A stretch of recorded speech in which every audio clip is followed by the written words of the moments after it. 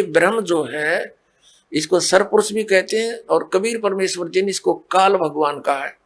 और इसने खुद गीता जी अध्याय नंबर 11 के श्लोक नंबर 32 में स्वीकारा है कि मैं काल हूं अर्जुन और अब प्रवृत्त हुआ हूं। तो ये काल जो है ये गीता जी का ज्ञान दे रहा श्री कृष्ण जी में प्रवेश करके। श्री कृष्ण जी को तो पता ही नहीं मैंने गीता में बोला क्या था। पुण्यात्मा इस दास के ये वचन आपको सारे उठ पटांग से लागेंगे एक बार तो, लेकिन धैर्य से सब सुनते रहना। प्रमाण देखोगे गदगद हो जाओगे, दांतों तो उंगली दबाओगे कि बैठा बैठा दिया हमारे आचार्य और शंकराचार्यों ने सारा गलत ज्ञान सुना के।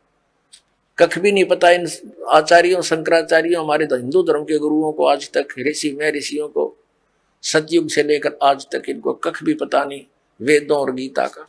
अब आपको दिखाते हैं श्रीमद् भगवद गीता, इसके अध्याय नंबर 2 का, अध्याय नंबर 2 श्रीमद् भगवद गीता श्लोक नंबर 12।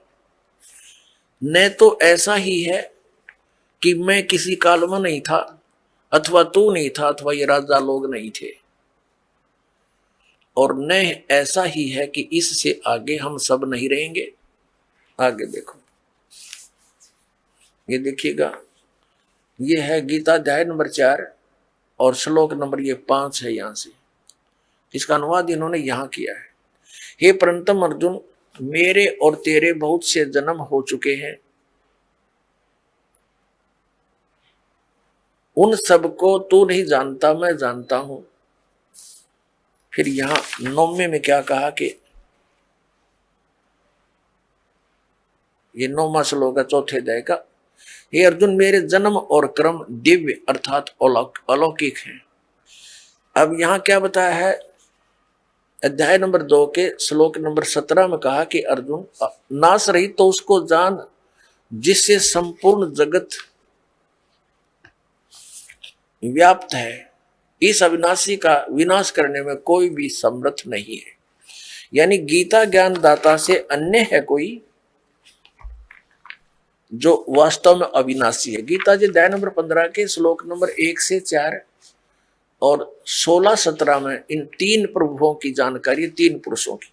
अब पहले आपको अध्याय नंबर 10 का श्लोक नंबर 2 दिखाते हैं। ये देखिएगा, अध्याय नंबर 10 श्रीमद् भगवद गीता अध्याय 10 और श्लोक 2 में मेरी उत्पत्ति को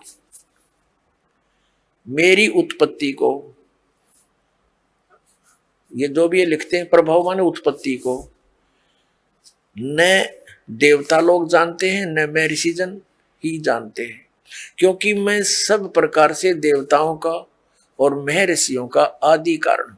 अब ये क्या स्पष्ट हो गया कि गीता ज्ञान दाता ये ब्रह्म है, सरपुरुष है। श्री कृष्ण जी में प्रवेश करके ये बोल रहा है, ये कहता है मेरा जन्म तो हुआ है, उत्पत्ति तो हुई है, लेकिन ये ब्रह्मा विष्णु महेश और ये ऋषि नहीं जानते, क्योंकि ये इससे ही उत्पन्न हुए हैं। ये इसकी संतान है ब्रह्मा विष्णु महेश, इस ब्रह्म के पुत्र हैं, और दुर्गा इन ब्रह्मा विष्णु महेश जी की माता है, श्री दुर्गा जी। अब गीता ज्ञान दाता ने ब्रह्म ने स्पष्ट कर दिया कि मैं नाशवान हूं, मेरी तो जन्म मृत्यु होती है, तो इसके साधक की भी जन्म मृत्यु होगी, क्योंकि ब्रह्मलोक में जाएगा, और ब्रह्मलोक में गया हुआ प्राणी फिर जन्म मृत्यु में आता है। श्रीमद् भगवद गीता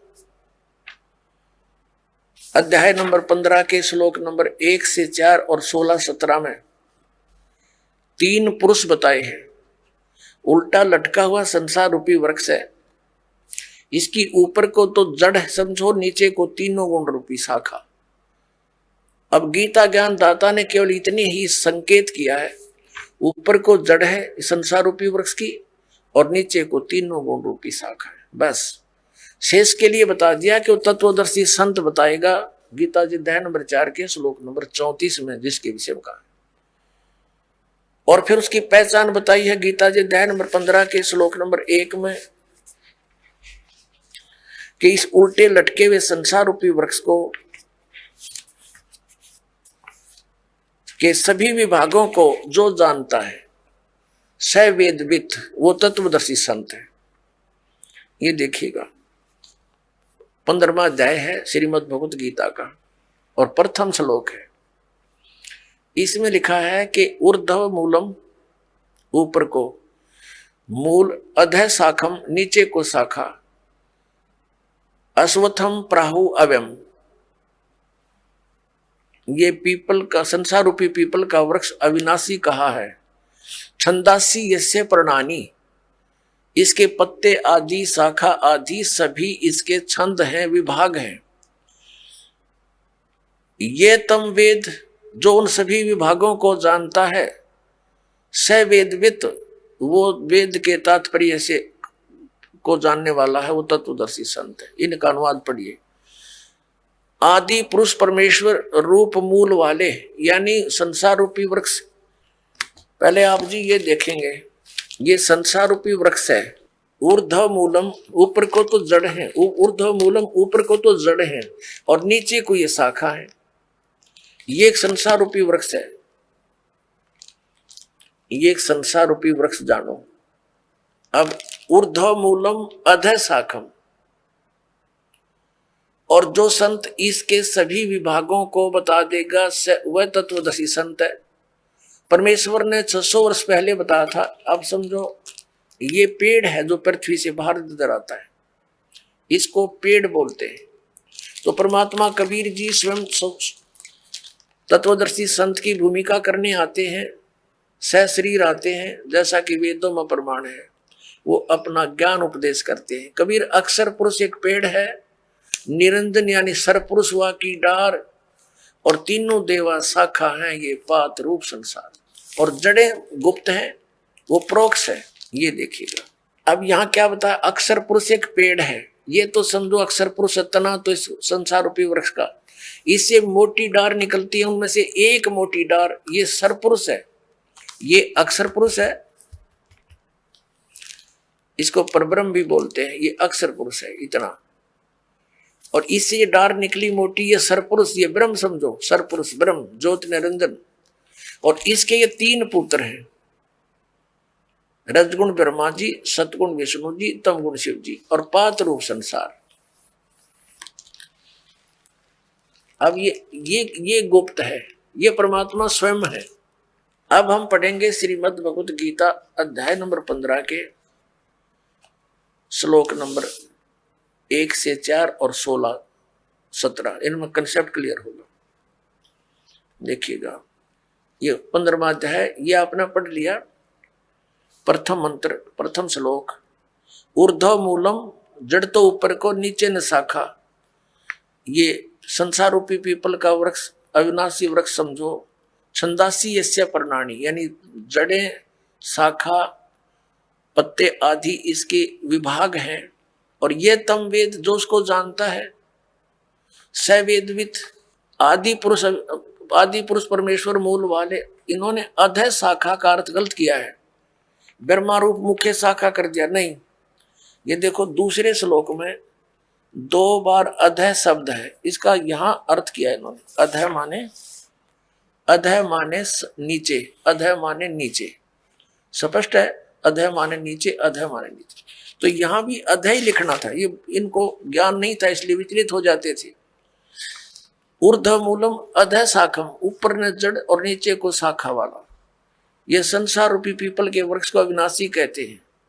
वेद जिसके पत्ते कहे गए हैं, उस संसार वृक्ष को जो पुरुष, जो व्यक्ति मूल सही तत्व से जानता है, जड़ से लेकर सभी भागों को तत्व से जानता है, सही जानता है, स वेदवित, वह वेद के तात्पर्य को जानने वाला है, अर्थात वो तत्वदर्शी संत है।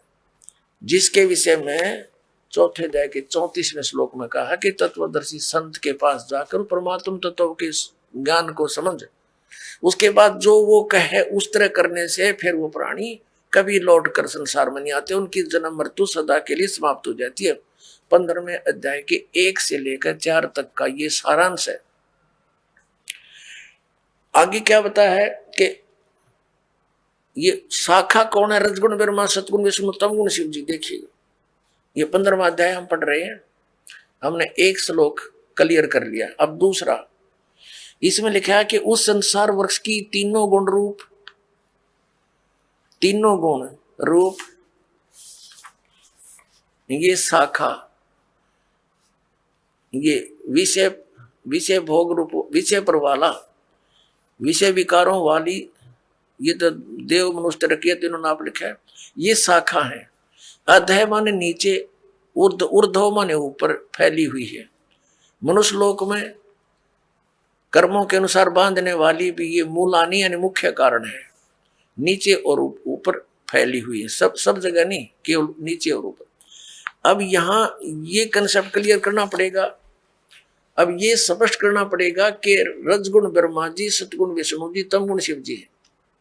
इसके लिए देखिएगा मार्कंडेय पुराण, ये मार्कंडेय पुराण, और ये कहाँ से प्रकाशित है? गीता प्रेस गोरखपुर से। प्रकाशक मुद्रक है गीता प्रेस गोरखपुर, गोविंद भवन कार्यालय कोलकाता का संस्थान। इसके 122-23 पृष्ठ पर दिखाते हैं आपको, ये देखिएगा। ये संक्षिप्त मार्कंडेय पुराण पृष्ठ 122 से हम प्रारंभ करेंगे। यहां लिखा है कि मार्कंडेय जी बोले, मार्कंडेय जी ज्ञान दे रहे हैं। अब हम 123 पर आ जाते हैं। 123 पर यहां आ गया, रजोगुण प्रधान ब्रह्मा, तमोगुण प्रधान रुद्र और सतो प्रधान विश्वपालक विष्णु है। यही तीन देवता है और यही तीन गुण है। अपने आत्माओं, ये हमारे धर्म गुरु आचार्य शंकराचार्य मंडलेश्वर, इनमें से कुछ एक तो ठीक बताते हैं। जैसे इनसे कोई प्रश्न करता है कि क्या रजगुण ब्रह्मा, सतगुण विष्णु, तमगुण शिव जी हैं, जो बिल्कुल निष्पक्ष हैं, वो तो सही कह देते हैं कि हाँ बिल्कुल शास्त्रों में ऐसा ही लिखा है। और जो चतुरता दिखाते हैं, अपनी अज्ञानता का प्रतीक देते हैं, वो कहते हैं नहीं, ब्रह्मा विष्णु महेश कोई जड़ थोड़े ही है, और गुण तो जड़ है, लेकिन ये गुणी है, गुण नहीं है, गुणातीत है। बता अकल है इनमें। जैसे मिर्च है और मिर्च का गुण है मुंह जलाना। अब कोई नो कहे क्या मिर्च जो है मुंह जलाती है? वो कहे नहीं नहीं, मिर्च मुंह थोड़ा जलाती है, वो तो गुणी है, वो गुणों से रहित है। और मिर्च में गुण तो वही है, मुंह फूकने वाला। तो ऐसे ही ये चतुरता दिखाते हैं, क्योंकि इनका उद्देश्य ही जनता को भ्रमित करके अपना उल्लू सीधा रखना है। इनको जनता से कोई लेना देना नहीं, ऐसे व्यक्तियों को। लेकिन कुछ अच्छे भी हैं जो सच्चाई भी बताते हैं कि शास्त्रों में ऐसा ही लिखा है, शास्त्र आपके रूबरू और कराते हैं। ये देखिएगा श्रीमद् देवी भागवत हिंदी टीका सहित भाग 1, इसमें संस्कृत भी साथ में है। अथ देवी भागवतम सभाष टीकम सहमात्यम। अब खेमरा श्री कृष्ण दास प्रकाशन मुंबई, खेमरा श्री कृष्ण दास प्रकाशन मुंबई। अब इसके तीसरे स्कंद पर हम आगे हैं। अथ श्रीमद् देवी भागवते भाषा टीका युक्ते तृतीय स्कंद प्रारंभ थे।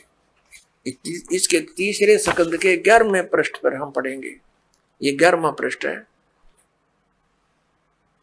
ये 5वां अध्याय है, इसका 8वां श्लोक है। भगवान शंकर अपनी माता दुर्गा से कह रहे, हे मातर, हे माता, यदि हमारे ऊपर सदा आप दया युक्त हो तो हमको तमोगुण में किस प्रकार प्रदान किया है? ब्रह्मा रजोगुण और हरि सतोगुण युक्त किए हैं।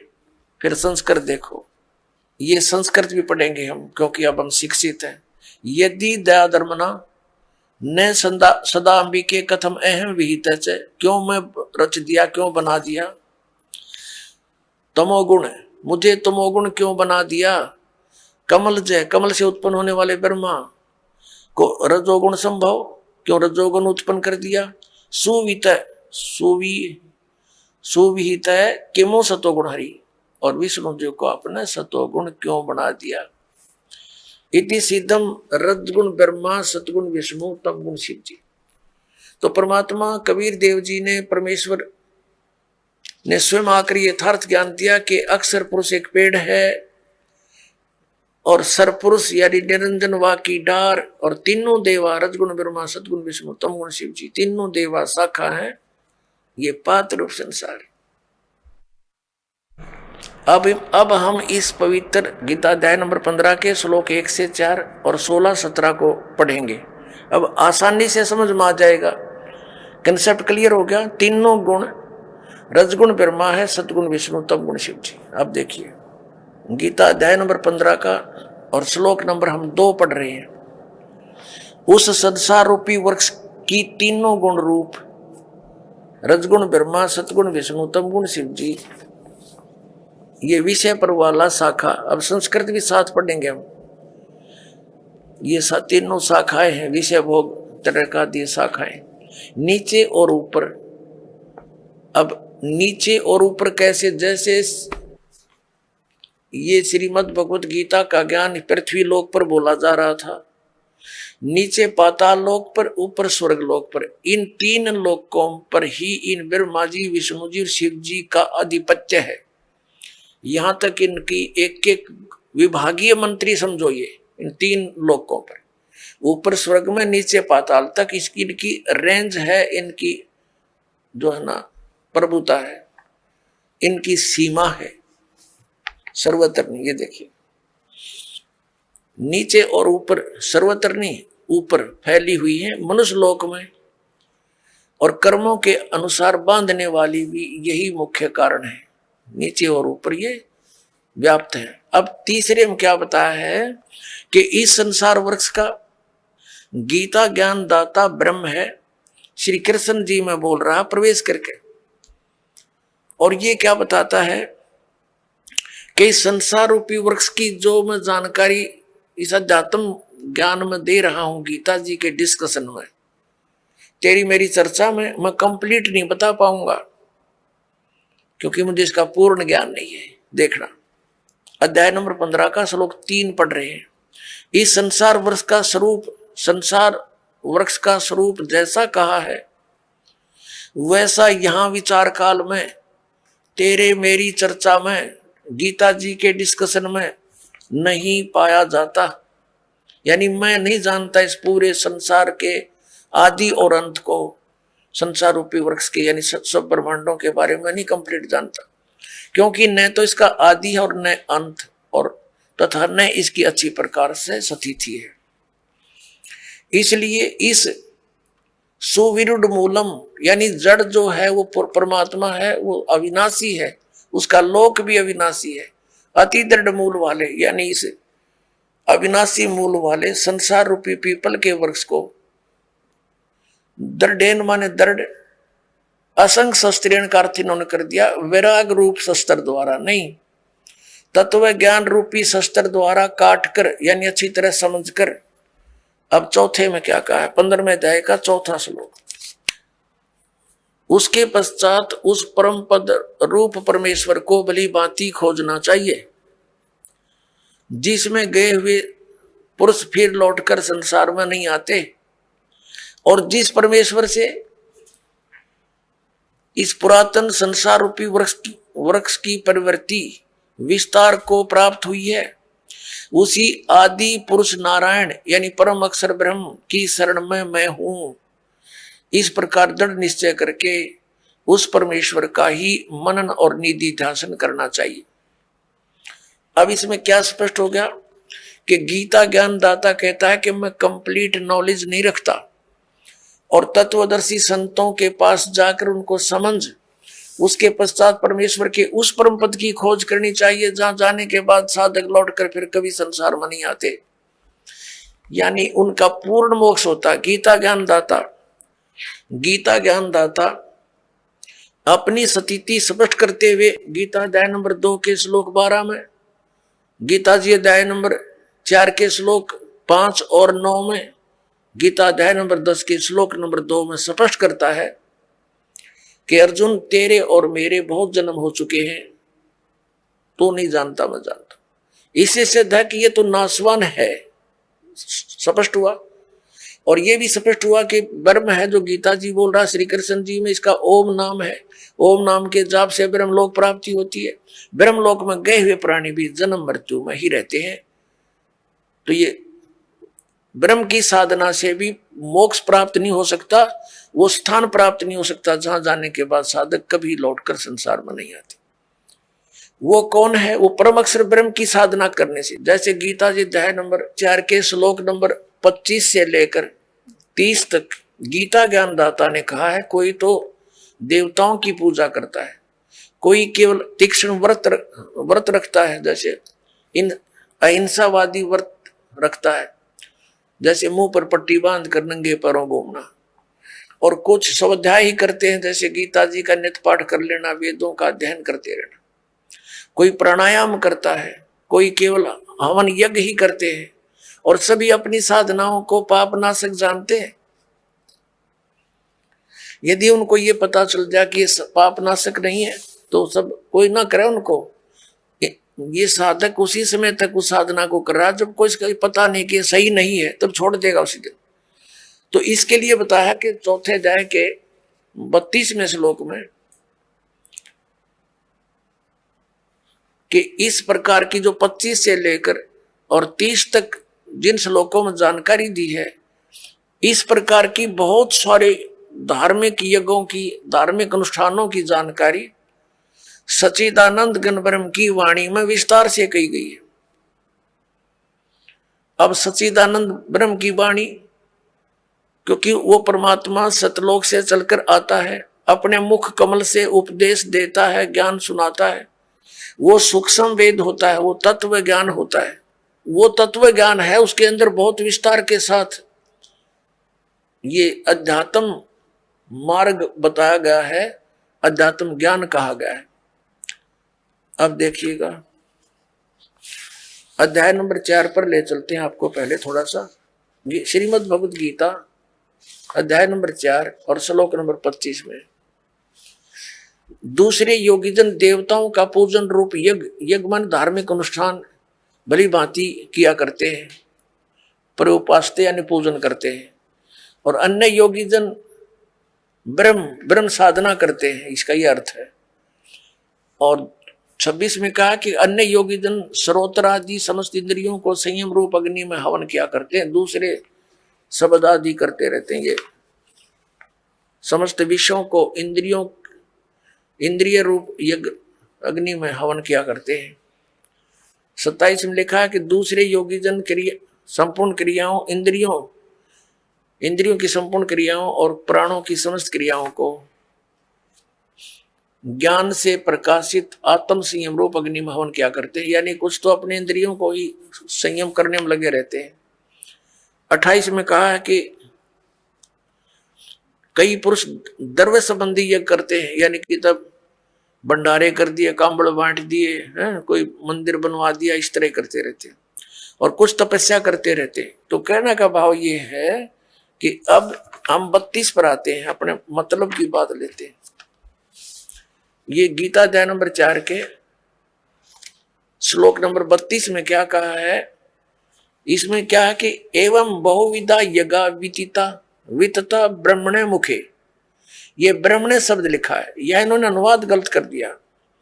कर्मजान विदितान सर्वान एवं ज्ञातवा विमोक्ष से, इस प्रकार और भी बहुत तरह के यज्ञ माने धार्मिक अनुष्ठान ब्रह्मणे मुखे, इन्होंने वेद की वाणी में कर दिया, ये गलत कर दिया।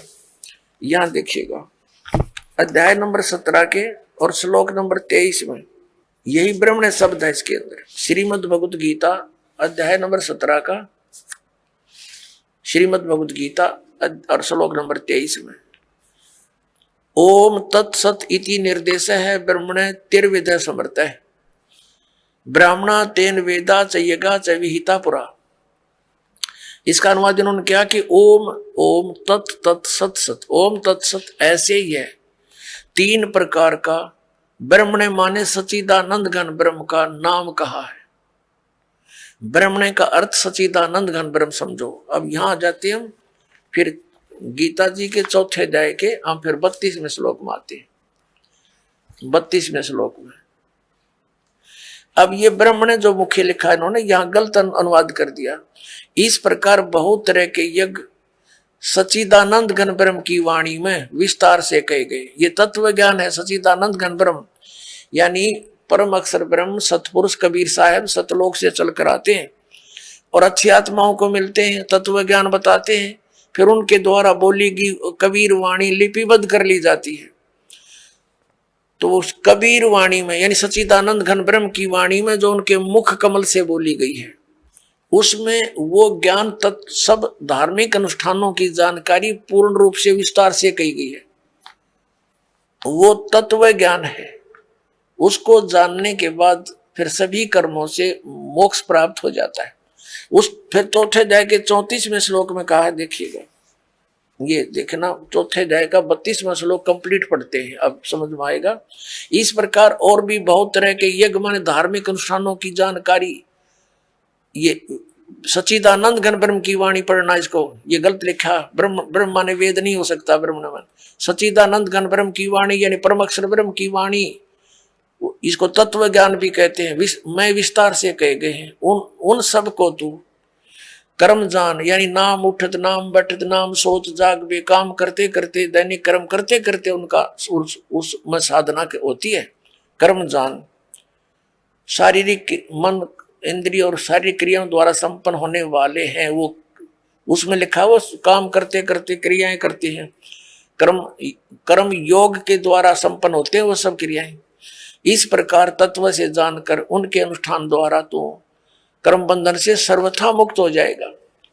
अपने आत्माओं चौथे अध्याय के 34वें श्लोक में बताया वो तत्व ज्ञान को, ये चौथे अध्याय का श्रीमद् भगवद गीता, ये 34वां श्लोक है। उस ज्ञान को जो सच्चिदानंद घन ब्रह्म ने यानी परमेश्वर ने स्वयं आकर जो ज्ञान दिया, सूक्ष्म वेद, वो तत्व ज्ञान, वो उसकी वाणी में लिखा होता है। और वो तत्व ज्ञान केवल वो संत ही जानते हैं जो उससे परिचित है। तत्व ज्ञान और तत्वदर्शी संत गीता ज्ञान से अन्य ज्ञान रखता है। यदि तत्व ज्ञान की जानकारी ब्रह्म को होती तो एक अध्याय और लिख देता, उसको ये ज्ञान नहीं था। अब यहां देखो, अब 34 में कहा, गीता अध्याय नंबर 4 के श्लोक नंबर 34 में कहा कि उस ज्ञान को जो सच्चिदानंद घन ब्रह्म की वाणी में विस्तार से कहा गया है, तो तत्वदर्शी संतों के पास ज्ञानियों के पास जाकर समझ, उनको भली भांति दंडवत प्रणाम करने से और उनकी सेवा करने से, कपट छोड़कर सरलता पूर्वक प्रसन्न करने से वे परमात्म तत्व को भली भांति जानने वाले ज्ञानी महात्मा तुझे तत्व ज्ञान का उपदेश करेंगे।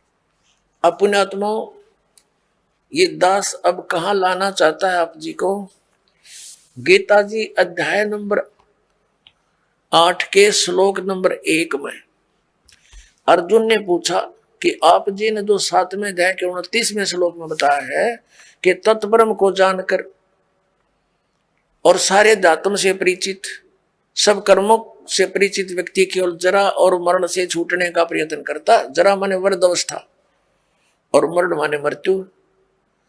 तो 8वें अध्याय के प्रथम मंत्र में पूछा वो किम तत्ब्रह्म, ये देखिएगा, ये है श्रीमद् भगवद गीता अध्याय नंबर 7 और श्लोक नंबर 29, ये 29। यह इसकी केवल संस्कृत है, आगे इसका अनुवाद है। जरा मरण मोक्षाय, जरा माने बुढ़ापा, मरण माने मृत्यु, मोक्ष माने छुटकारा पाने के अर्थ।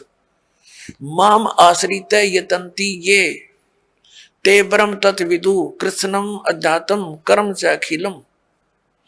इसका अर्थ है कि माम आश्रित, मैंने जो तुझे बताया है इस ज्ञान को आश्रित जो कर लेगा, तत्वदर्शी संतों को खोज लेता है, वह जो जरा मरण मोक्ष से छूटने, मोक्ष के लिए, जरा मरण के मोक्ष के लिए ही यतंती प्रयत्न करते हैं, वे तत्ब्रह्म को और संपूर्ण वो तत्ब्रह्म को जानते हैं और सारे अध्यात्म ज्ञान को और सब कर्मों को से परिचित है।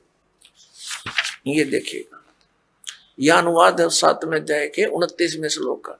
जो मेरी शरण होकर आश्रित है, इसका अर्थ तो ये दास ने जो बताया वही सही है कि मेरे इस ज्ञान का आश्रय कर ले, कि तत्वदर्शी संत की खोज कर ले, उसके बाद उससे प्राप्त ज्ञान के आधार से जो केवल जरा और मरण से छूटने का ही प्रयत्न करते हैं, वे उस तत्ब्रह्म से और सारे दात्म ज्ञान से और सब कर्मों से परिचित हैं। देखिए अब 7वें अध्याय का 29वां श्लोक हम गीता जी का पढ़ रहे हैं।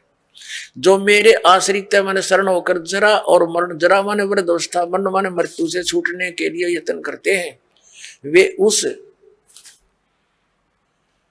ब्रह्म को और संपूर्ण अध्यात्म को, ये देखो उस तत् ब्रह्म उस ब्रह्म को, संपूर्ण अध्यात्म को और संपूर्ण कर्मों को जानते हैं। यहाँ 8वां अध्याय श्लोक होता प्रारंभ होता है।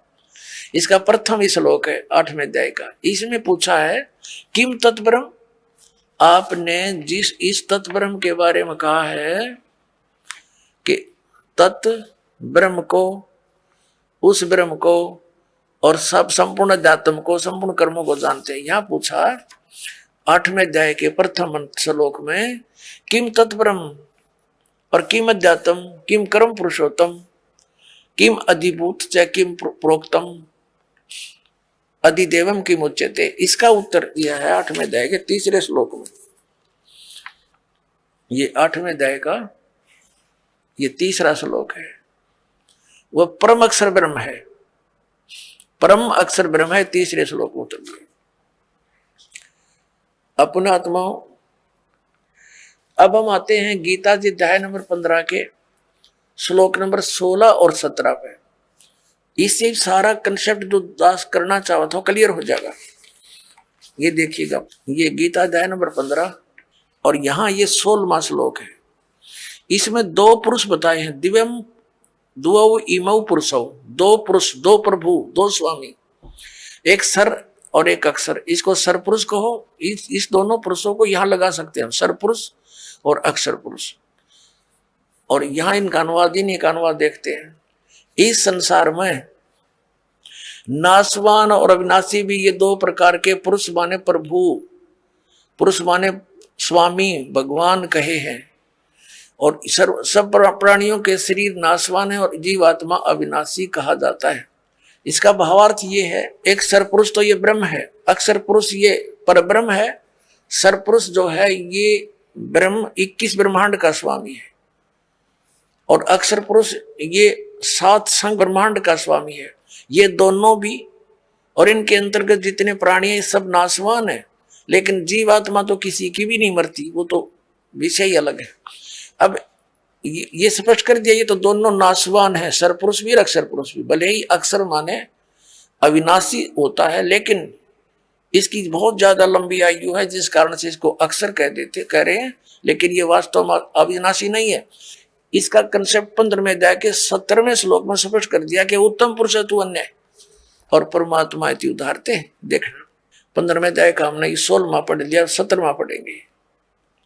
उत्तम पुरुष तू अन्य परमात्मा इति उदाहरते, यह लोग तरम आविश्य विवर्ती अवय ईश्वर है। उत्तम पुरुष यानी श्रेष्ठ परमात्मा तो इन दोनों से कोई अलग है। 2 पुरुष 16वें में कहे उनसे अन्य है, और जो तीनों लोकों में प्रवेश करके सबका धारण पोषण करता है, अविनाशी परमेश्वर परमात्मा इस प्रकार कहा गया है। अपने आत्माओं, अभी आपने उल्टा लटका हुआ संसार रूपी वृक्ष देखा, ये देखिएगा, ये उल्टा लटका हुआ संसार रूपी वृक्ष है, और इसके ऊपर न जड़ नीचे को 3 गुण रूपी शाखा है। तो जड़ से ही पूरे वृक्ष को आहार मिलता है, तीनों लोकों में प्रवेश करके सबका धारण पोषण ये मूल रूपी परमात्मा परम अक्षर ब्रह्म ही सब संसार का धारण पोषण करता है। ये संसार रूपी वृक्ष है। संसार रूपी वृक्ष की जो मूल है परम अक्षर ब्रह्म, ये देखो श्रीमद् भगवद गीता अध्याय नंबर हम 15 का और श्लोक नंबर हम ये 17वां पढ़ रहे हैं।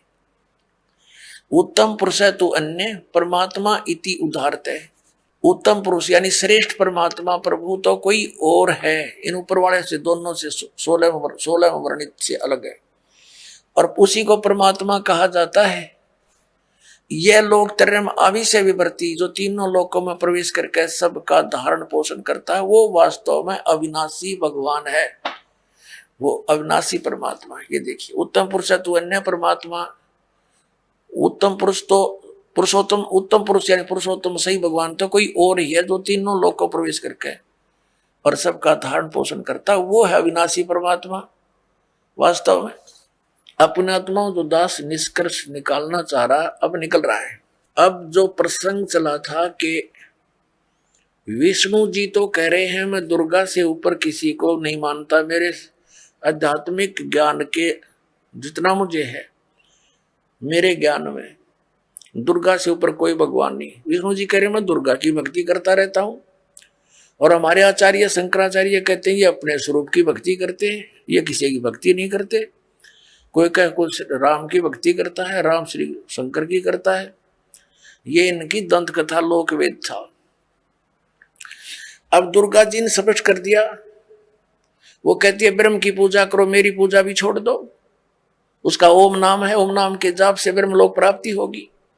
गीता जी ने स्पष्ट कर दिया कि गीता ज्ञानदाता ब्रह्म है, उसका एक ओम अक्षर है, उसकी साधना करने वाला ब्रह्मलोक में जाता है। ब्रह्मलोक में गए हुए प्राणी फिर जन्म मृत्यु में आते हैं, ये सथाई मोक्ष नहीं।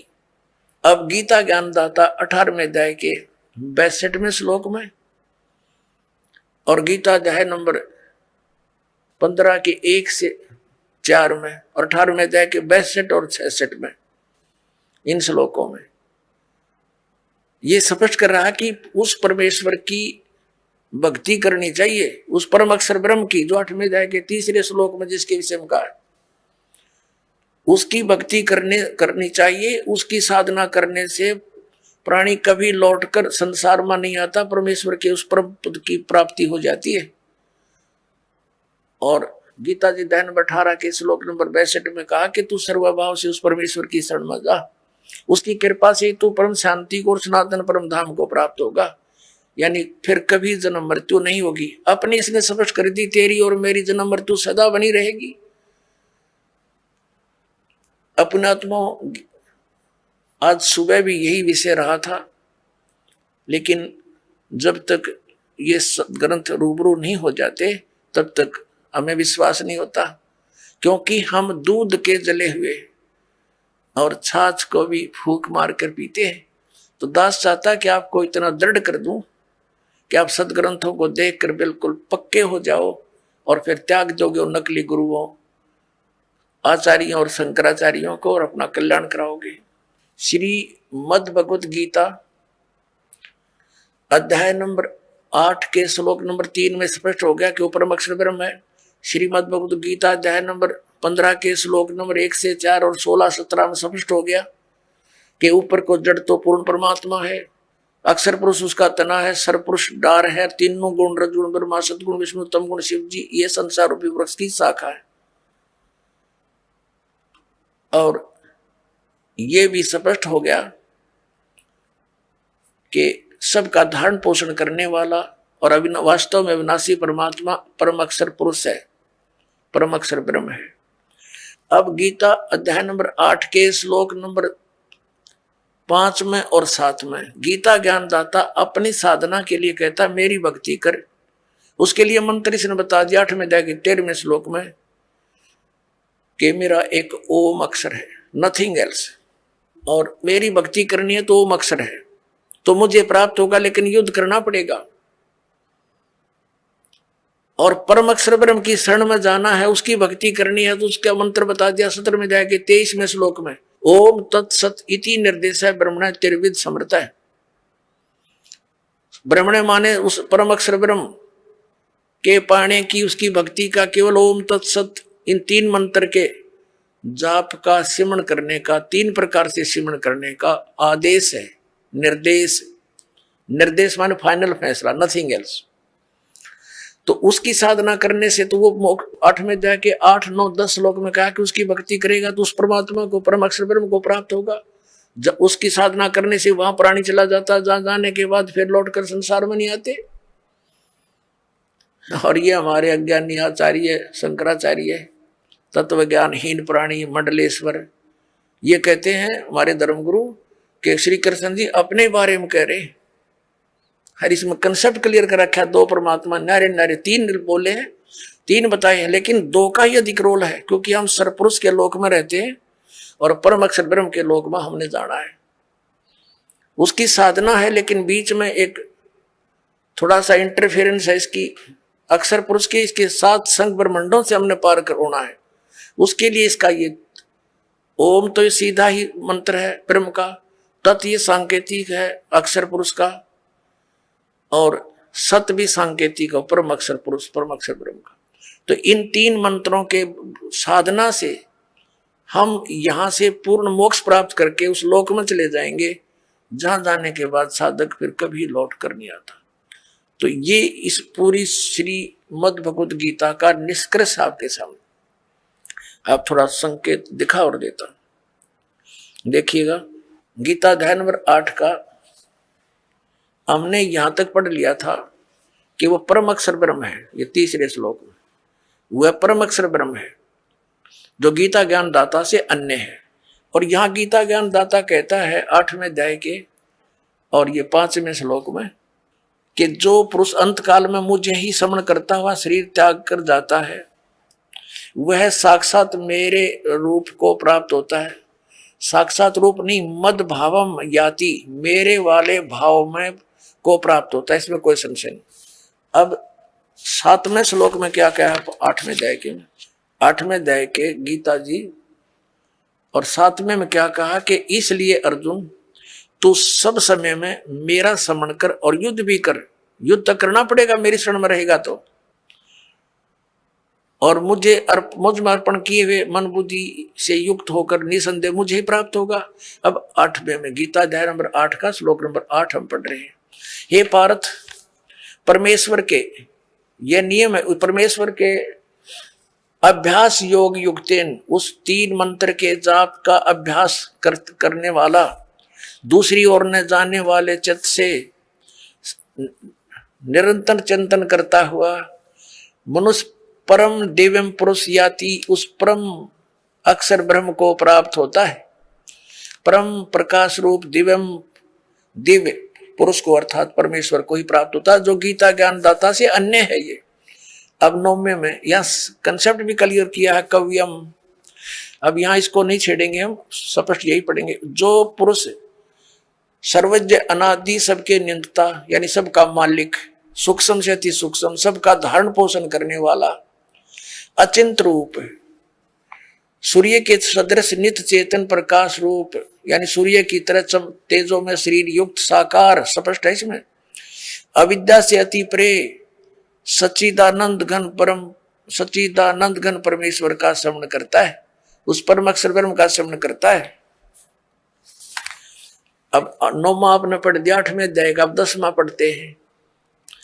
वह भक्ति युक्त पुरुष, यानी 3 मंत्र के जाप करने वाला, जिसमें एक ओम है, 2 तत् और सत सांकेतिक है। वह भक्ति युक्त पुरुष अंत काल में योग बल से, योग माने साधना, भक्ति की शक्ति से, भ्रकुटी के मध्य में प्राणों को अच्छी प्रकार स्थापित करके फिर निश्चल मन से स्मरण करता हुआ उस दिव्य रूप परम पुरुष परमात्मा को ही प्राप्त होता है। यानी गीता ज्ञान दाता से अन्य है वो परम अक्षर ब्रह्म, उसकी साधना करने वाला उसको प्राप्त होता है। और ये अज्ञानी आचार्य और ये शंकराचार्य हमारे धर्म गुरु कहते हैं श्री कृष्ण जी अपने विषय में कह रहे हैं और कोई परमात्मा नहीं, नहीं और कोई नहीं है। इन्होंने आज 5500 वर्ष हो गए श्रीमद् भगवत गीता और पुराणों को और वेदों को लिपिबद्ध हुए, इन्हें कख नहीं पता इसके बारे में। आचार्य का अर्थ गुरु होता है और गुरु अध्यापक होता है, जो सिलेबस से पूरा परिचित हो, मास्टर हो। और जिसने कख नहीं पता वो काय का टीचर, काय का आचार्य। ये डबो दिया सारा देश, हिंदू समाज को इन्होंने भूत बनवा के फिर उनने की पूजा करवाते हैं, श्राद्ध निकलवा कर अपना पोषण करते हैं लोग। पुण्यात्मा, ये तो कंसेप्ट क्लियर हुआ कि श्रीमद् भगवत गीता अध्याय नंबर 18 के श्लोक नंबर 62 में और 66 में गीता ज्ञानदाता ब्रह्म है, सरपुरुष है, अपने से अन्य उस परम अक्षर ब्रह्म की शरण में जाने को कहता है। वो परम अक्षर ब्रह्म कौन है ये दास बताओगा। वो कबीर साहब है, वो काशी के अंदर धानक रूप में, जुल्हे रूप में आया था, जिसको एक कवि कह करके हमने उनका इतिहास बंद कर रखा था। ये परम अक्षर ब्रह्म है। उन्होंने 600 वर्ष पहले वो ज्ञान दिया था जो आज हमारे सदग्रंथों में विद्यमान है। और ये हमारे आचार्य और शंकराचार्य श्री शंकर जी, श्री विष्णु जी को अजन्मा, अजरो अमर, इनके कोई माता पिता नहीं बताते। और पुराणों के अंदर इनके इतिहास में लिखा कि इनके माता पिता हैं, इनकी जन्म मृत्यु होती है, और इनको ये भगवान बताते हैं। शिव पुराण के अंदर लिखा कि तुम ब्रह्मा और विष्णु, तुम भगवान नहीं हो, तुमने अपने आप को भगवान मान लिया। अब पुणात्माओं, प्रसंग ये चला था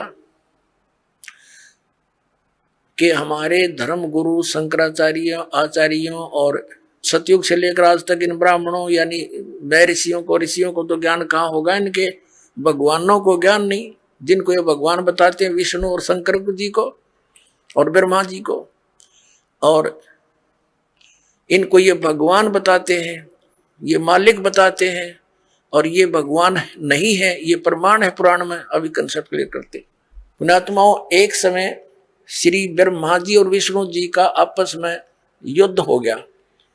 किस बात पर युद्ध हो गया कि ब्रह्मा जी कहते हैं विष्णु जी को कि मैं तेरा पिता हूं, तेरा जनक हूं। विष्णु जी कहते हैं मैं तेरा पिता हूं, मैं तेरा जनक हूं। इस प्रकार दोनों का युद्ध हो गया। इनके दोनों के युद्ध को समाप्त कराने के लिए ऊपर से इनके पिता ने, इस ब्रह्म ने, सरपुरुष ने इनके बीच में एक सतम खड़ा कर दिया, लिंग, बहुत बड़ा पिलर तेजों में। इन्होंने लड़ना तो छोड़ दिया, उसका और छोर खोदने लगे। फिर यहां पर यह प्रकट हो गया शिव जी का रूप धारण करके। ये ऐसे छल करता है, इसने प्रतिज्ञा कर रखी है कि मैं अपने वास्तविक काल रूप में कभी किसी के सामने प्रकट नहीं होऊंगा। इसका काल रूप कौन सा है? गीता जी अध्याय नंबर 11 के श्लोक नंबर 47-48 में ये कहता है कि अर्जुन देख, ये है मेरा काल रूप, विराट रूप, और इसकी प्राप्ति ना वेदों वर्णित विधि से, ना जप से, ना तप से, ना यज्ञ से, किसी प्रकार से नहीं हो सकती। ये तो मैं अपना अनुग्रह करके तेरे ऊपर कृपा की है, तेरे से पहले इसको किसी ने नहीं देखा था, ना आगे कोई देख सकता। गीता जी अध्याय नंबर 7 के श्लोक नंबर 24-25 में ये कहता है कि ये मूर्ख जन समुदाय मुझ अव्यक्तम व्यक्तिम आपनम मनन्ते, मुझ अव्यक्त को मैं अपने योग माया से छुपा रहता हूं। ये मूर्ख जन समुदाय मुझे व्यक्ति रूप में आया हुआ कृष्ण मान रहे होंगे। I am not Krishna. तो वो छुपा रहता है, ऐसे छल क्या करता है, कभी विष्णु रूप का धारण करके किसी को दर्शन दे देता है, ऋषि को, साधक को। तो वो विष्णु जी की महिमा गाता है कि आप ही सर्वशक्तिमान हो, मैंने समाधि काल में आपके दर्शन हुए, आप छुपाए हो अपने आप को। ऐसे ही कोई साधक साधना कर रहा है ब्रह्म की, तो उसको ब्रह्मा के रूप में दर्शन दे देता है। वो कहता है ये ब्रह्मा जी सर्वशक्तिमान है, ये छुपाए बैठे अपने आप को, और किसी को शंकर भगवान के रूप में दर्शन दे देते हैं। तो वो कहते हैं शंकर भगवान ही सर्वेश्वर है। तो इस प्रकार यह भ्रम फैला रखा था इस काल भगवान ने, और इसी के आधार से श्री ब्रह्मा जी, श्री विष्णु जी को भ्रम हो गया कि मैं सृष्टि रचना पालन करने वाला, ब्रह्मा जी का मैं उत्पत्ति करने वाला। विष्णु जी को यह था कि तू मेरी नाभि कमल से उत्पन्न हुआ। ब्रह्मा जी कहते हैं मैं सारी सृष्टि का उत्पन्न करने वाला हूं, मैं प्रजापिता हूं। इन दोनों का युद्ध हो गया। तो तब ये आके खड़ा हो गया उनके पास, और उनसे क्या कहता है कि तुमने अज्ञानता से अपने आप को ईश मान लिया, भगवान मान लिया, यू आर नॉट गॉड। ये दिखाता हूं आपको, ये देखिएगा श्री शिव महापुराण हिंदी टीका सहित भाग 1। ये श्री शिव महापुराण, इसके कौन है लेखक? विद्यावृद्धि पंडित ज्वाला प्रसाद जी मिश्र कृत हिंदी टीका सहित, खेमरा श्री कृष्ण दास प्रकाशन मुंबई। ये शिव महापुराण है। इसके हम विद्वेश्वर संहिता पर पहुंचते हैं। ये 11 पृष्ठ विद्वेश्वर संहिता शिव पुराण अध्याय 6 में यहाँ पर नंदी केश्वर यानी वो नंदी बैल बता रहा है भगवान शंकर का। नंदी केश्वर बोले कि हे योगेंद्र, एक समय विष्णु भगवान शेष सैया पर अपने गरुड़ आदि पार्षदों के से संयुक्त लक्ष्मी सहित शयन करते थे। उस समय ब्रह्म ज्ञानियों में श्रेष्ठ ब्रह्मा जी अपनी इच्छा से वहां आए। सब प्रकार सुंदर सेज पर शयन करते हुए कमल लोचन विष्णु जी से पूछने लगे, तुम कौन हो? मुझे देखकर अभिमानी पुरुष के समान शयन करते हो। वत्स बेटा उठो, देखो मैं तुम्हारा स्वामी आया हूं। आए हुए स्वामी का गुरु को देखकर भी जो अभिमान करता है वह उस द्रोही मूड का प्रायश्चित होना निश्चित है। यह सुनकर विष्णु जी के अंतर्मत क्रोध हुआ, पर ऊपर से दिखाया नहीं, परंतु बाहर से शांत रहे और बोले, बेटा वत्स ब्रह्मा। विष्णु जी बोले ब्रह्मा जी को, वत्स बेटा तुम्हारा मंगल हो, बैठो इस आसन पर विराजो। इस समय तुम्हारे नेत्र कुटिल और मुख वक्र क्यों हो रहा है? ब्रह्मा जी बोले, हे वत्स विष्णु, तुमको समय के प्रभाव से अभिमान है। हे पुत्र, मैं तुम्हारा रक्षक और जगत का पिता मैं हूं। विष्णु जी बोले, यह तो सब जगत मुझ में सतीत है, तुम चोर के समान किस प्रकार अपना कहते हो? तुम मेरी नाभि कमल से उत्पन्न हुए हो, इससे तुम मेरे पुत्र हो। इनका लठ बाज गया, ये गणी ना पढ़ावे आगाते। इनका आपस में लट्ठम लट्ठा हो गए, देवता फूल बरसाने लग गए। अक्षाबास मरो कटके। सर नमस्कार। नमस्कार जी। सर क्या नाम है आपका? हरिमोहन सैनी। हरिमोहन जी कहाँ से आए आप? बड़ा गांव पुंदरपाड़ा, जिला दौसा, तहसील भंडार से।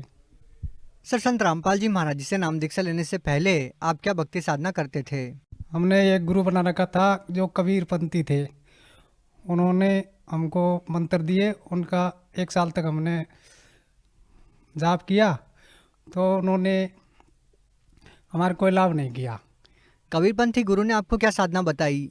5 नाम दिए थे, निरंजन, ओम, स्वयं, रारंग, सतनाम। क्या उस भक्ति साधना से आपको कोई लाभ भी मिला? कोई लाभ नहीं मिला उनसे।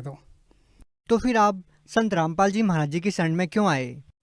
सर मेरे एक बीमारी हो गई थी, सिलिकोसिस बोली जाती है उनको।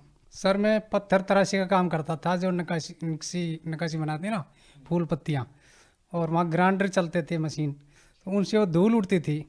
उस धूल के छोटे छोटे कण अंदर चले गए सांस द्वारा, वो फेफड़े में जम गए, तो उससे हमारे बीमारी हो गई। इसलिए फिर हमारे तकलीफ होने के बाद हम डॉक्टर के पास गए, जयपुर गए। जयपुर में डॉक्टरों ने हमारी जांच की, सीटी स्कैन करवाया। उन्होंने बताया कि तुम्हारे सिलिकोसिस की बीमारी हो गई और ये मिटने वाली नहीं है, आप ख़त्म हो जाओगे 1-2 साल में। तो फिर क्या हुआ? संत रामपाल जी महाराज जी के बारे में कैसे पता लगा आपको? हमारे पास में मानपुर में एक भगत जी थे, वो हमारे वैसे रिश्तेदार जीजाजी लगते थे। वो आते थे और वो हमको संत रामपाल जी महाराज जी का ज्ञान समझाते थे कि हमारे गुरु जी ऐसे ज्ञान बताते हैं और नाइलाज से नाइलाज बीमारी को जड़ से ख़त्म करते थे। हमने कहा कि ऐसे संत अगर बीमारी को ठीक कर देंगे तो ये हॉस्पिटल तो बंद हो जाएंगे। तो उन्होंने ऐसे बोला कि हाँ ये बात तुम्हारी सही है, हॉस्पिटल बंद हो जाएंगे, लेकिन वो साधना और नियम का पालन करेंगे तभी होगा ये काम। तो हमने बोला कि भाई देख लेते हैं, तुम्हारे गुरु जी से नाम ले लेंगे, संत रामपाल जी महाराज जी से नाम ले लेंगे। तो हम भगत जी उनके साथ चले गए। वहाँ जा कर के उन्होंने संत रामपाल जी महाराज जी से नाम दिला दिया। सर आपने संत रामपाल जी महाराज से नाम दीक्षा कब ली? 2019। तो सर क्या जब आपने संत रामपाल जी महाराज से नाम दीक्षा ली तो क्या आपको कोई लाभ भी मिला? सर हमारे गांव वाले या और रिश्तेदार बहुत से ने ऐसे बोले कि तुम्हारी ये पत्थर की बीमारी हो गई है और ये मिटने वाली नहीं है, ऐसे करो तुम बियर पिया करो, यानी शराब पिया करो, तो वो घुल करके अंदर से और बाहर निकल जाएगी। हमने वो काम किया। धीरे धीरे हमको शराब पीने की लत लग गई। लत इतनी लग गई कि शाम होते ही हम ठेके पे चले जाते और घर में आते तो झगड़ा हो जाता। कभी कभी हम खाना भी नहीं खाते, हमारी घरवाली भी बाहर चले करके सो जाती, इतना झगड़ा हो जाता। परेशान होकर के फिर हम सोचने लगे कि हम तो बहुत नरक खाने में चले गए। अब भगवान इसको कौन बचा सकता है? अब तो कोई संत हो या भगवान हो, परमात्मा आए इस धरती पर, वही बचा सकता है। बाकी डॉक्टर ने तो जवाब दे दिया था सर जैसे हमने संत रामपाल जी महाराज जी से नाम लिए, उन्होंने नाम लेने के लिए वो जो नेम की लिस्ट दिखाई, उनको हमने पहले तो देखा ये नेम हमसे नहीं होगा, लेकिन हमने हिम्मत बांध करके कह दिया कि भाई हम कर लेंगे। जैसे नाम लिया, हमारी शराब की तरफ तो ऐसी नफरत हो गई कि हम वहाँ देखते भी नहीं हैं अब जाकर। सर आपने नियमों के बारे में बताया, संत रामपाल जी महाराज जी से नाम दीक्षा लेने के लिए किन किन नियमों का पालन करना होता है? नेम उन्होंने बताया कि आप शराब नहीं पियोगे, मांस मदिरा और कोई देवी देवताओं को नहीं ढोकोगे। क्या संत रामपाल जी महाराज देव देवताओं की पूजा करने के लिए मना करते हैं? सर हमारे शास्त्रों में जो देवी देवताओं की पूजा है उसकी विधि गलत करते हैं ये, और हमारे संत रामपाल जी महाराज उसकी विधि शास्त्र अनुसार बताते हैं, उनसे आपको लाभ होगा, इसलिए हमको ये लाभ हुआ सर आपने बताया कि संत रामपाल जी महाराज शास्त्रों के अनुसार भक्ति बताते हैं और शास्त्रों के अनुसार भक्ति करने से बहुत सारे लाभ भी मिलते हैं। तो सर हम आपसे ये जानना चाहेंगे कि इसके अलावा भी आपको कोई लाभ भी मिला? सर कहने की बात तो यह है कि हमको सबसे बढ़िया तो आध्यात्मिक ज्ञान मिला और वो भक्ति मिली जो हम इस चीज़ को ढूंढ रहे थे। हम सोचते थे कि भगवान कोई है। जब मेरी बीमारी हुई थी उस समय मैं ये तड़प करता था कि भगवान मेरी बीमारी को मिटाओ, तो हमको भगवान कहीं नज़र नहीं आए। लेकिन हमारी जब परमात्मा ने सुना तो हमको संत रामपाल जी महाराज की सुध लगी और हम वहाँ गए और वो भक्ति मिली जो कहीं भी नहीं है किसी संत के पास में। आर्थिक स्थिति हमारी ख़राब हो गई थी क्योंकि मैं शराब भी पीता था, इसलिए पैसे की भी तंगी बहुत हो गई थी। मैंने सोचा अब क्या करें, हम तो बिल्कुल डूब गए। इसलिए ये भी हमको संत रामपाल जी महाराज ने ही आर्थिक सुविधा सुधारी हमारी। सर जैसा कि आपने बताया कि संत रामपाल जी महाराज जी से नाम दीक्षा लेने के बाद आपका नशा छूट गया। अगर जो व्यक्ति आज भी नशा करते हैं और वो चाहकर भी नशा नहीं छोड़ पा रहे हैं, क्या अगर वो आपकी तरह संत रामपाल जी महाराज से नाम दीक्षा लेंगे तो क्या उनका भी नशा छूट जाएगा? सर अवश्य छूटेगा, ज़रूर छूटेगा। संत रामपाल जी महाराज के मंत्र जाप करने से, उनकी विधि से ऐसा होता है कि उनकी तरफ शुद्ध भी नहीं करते वो नशे की तरफ, ऐसी विधि बताते हो। सर आप भगत समाज को क्या संदेश देना चाहते हैं? सर संदेश तो क्या देंगे, हम तो प्रार्थना करते हैं कि आप संत रामपाल जी महाराज जी से नाम दीक्षा लो और अपना कल्याण कराओ, क्योंकि ऐसी भक्ति कहीं भी नहीं मिलेगी आपको। संत रामपाल जी महाराज जी से नाम दीक्षा कैसे ली जा सकती है? आपको नामदान लेना है तो फेसबुक और यूट्यूब पे सर्च करके देखो, फिर आपको उनका पता भी चल जाएगा, नामदान आपके नज़दीकी नामदान केंद्र का, और वो फ़ोन करके भी पूछ लो, वो सब बता देंगे और आपका नाम लेकर के कल्याण होगा। जी धन्यवाद। नमस्कार सर।